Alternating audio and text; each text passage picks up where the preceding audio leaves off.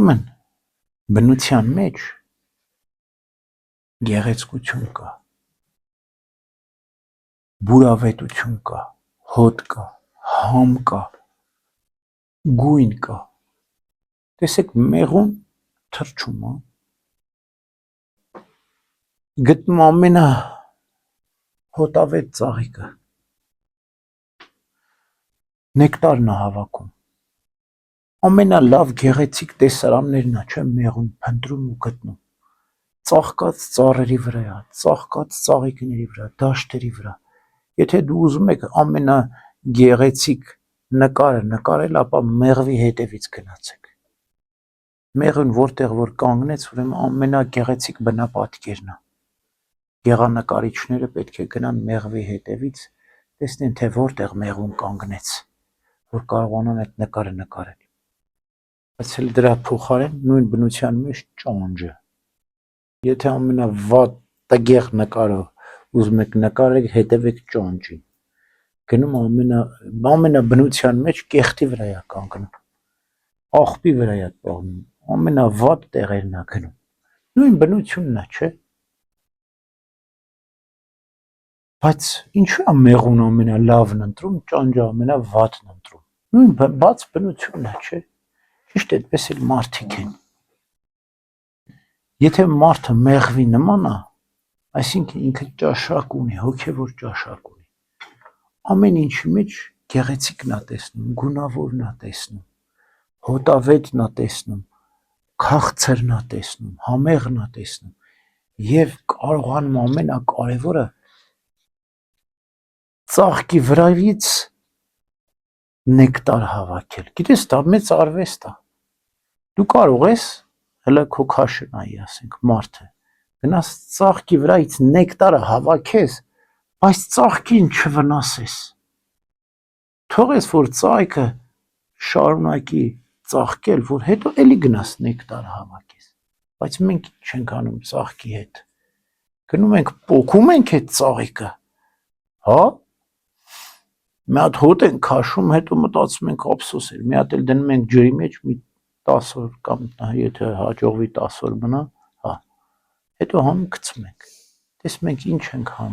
անում ծաղկի հետ եւ մեղուն ինչպես է վարվում ծաղկի հետ։ Ինքը չի վնասում։ Ինքը հա նեկտարը հավաքում է, վայելում է այդ ծաղկի գեղեցկությունը։ Թողում է որ աճի։ Ես ինչու ես օրինակը բերեցի։ Այդպես էլ ամեն ծաղիկն իր բուրմունքն ունի, հա։ Մենք ամբողջ աշխարհը մի բացված դաշտ է, հա։ Ամեն մեկ Աստծո ամեն արարածը իր համն ունի, իր հոտն ունի, իր գույնն ունի։ Օրինակ այդ շատ լավ հասկանում է ծնողը։ Մեր ծնողները միշտ ասում էին, ամեն ծաղիկն իր բուրմունքն ունի, ամեն երեխա իր տեսակն ունի։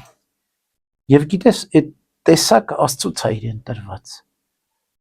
Դες առաքյալների մեջ մեկը իմաստուն էր, խոհեմ էր, մեկը տաքարյուն էր։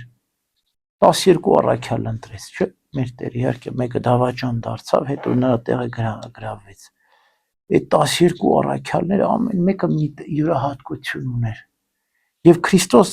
երբևիցե իր այդ ծաղիկների յուրահատկությունը չի կոտրել։ Թողել է որ աճի, Շուշանը գաղտնի է, ծածուկ է, հոտը առնում ես։ Բայց չգիտես որտեղ է Շուշան ծաղիկը։ Լճերի մեջ է աճում, հոտն ես առնում, չես գտնում։ Դի ման գաս որ գտնես Շուշանին։ Վարդը այդպես չի։ Վարդը թե գույնը, թե հոտը բացահայտ է, դրա համար Քրիստոսին վարդի հետ համեմատեցին, չէ՞։ Վարդը փշերի մեջ է աճում։ Փուշ հրյաների մեջ աճեց վարդը։ Քանի կոկյոմ է չի երևում, հենց որ բացվում է նոր ես իմանում վարդի գեղեցկությունը։ Այդպես էլ Քրիստոս քան չէր պայծառակվել, չէին տեսել Քրիստոսի գեղեցկությունը, բայց երբ Թափոր լեռան վրա պայծառակերպեց, բացվեց բուրմունքը, հոտը անուշ տարածվեց։ Ուրեմն առողջությունը դա մի բաց դաշտ է, գեղեցիկ։ Մենք պետք է մեղվի հոտառությունը, արագությունը, նրբություն ունենանք։ տեսնենք, ճանաչենք մարդուն,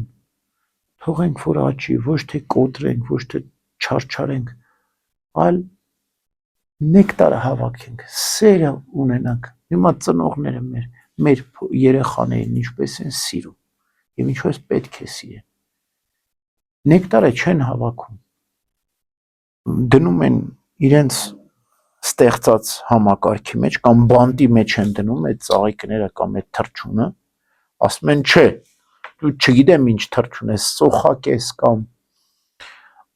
ինչ թռչուն էլ ուզում ես եղի, բայց իմ դրած բանտի մեջ պետք է մեծանաս դու, բանտարկյալ պետք է լինես, այսինքն ես պետք է քեզ դաստիարակեմ այնպես ինչպես ուզում եմ, այնպես պետք է մեծացնեմ ինչպես ուզում եմ, հա, բայց թռչունը ազատ կենդանի է, դու չես կարող իրեն բանտարկել, ծաղիկը ոչ թե ծաղկամանի մեջ պետք է լինել, դաշտի մեջ պետք է ապրի, սա է ծաղկի արարչությունը, այդպես էլ մենք ոչ թե կյանք ենք տվել, այլ Աստված է կյանք տվել մեր զավակներին, մենք պետք է այդ աստվածային պատկերը տեսնենք մեր երեխաների մեջ, եթե ուզում ենք վայելել, պետք է նեկտարը գտնենք, սերը այդ նեկտար գտնելն է, նեկտարը հավաքում ես եւ եթե ուզում ես շատ սեր ունենաս, պետք է շատ ծաղիկների վրա շրջես, ոչ թե մենակ քո 3 նեկտարը, քո 3 երեխաների նեկտարը հավաքես, չէ, պետք է տարածես քո սերը բոլորի վրա, ամենքից նեկտար հավաքես, եթե շատ ես ուզում, մեղր ես ուզում պատրաստես, 3 ծաղիկով չես բավարարվելու, պետք է բոլորի վրայից հավաքես նեկտարը, շրջես ամենուրեք ծաղիկներից, բոլորից սեր պետք է քաղես, ու մեղրը ստանաս, աստվածային սերն էլ այդ բոլոր սիրով հավաքվի եւ ստացվի մեղր քաղցր, ամեն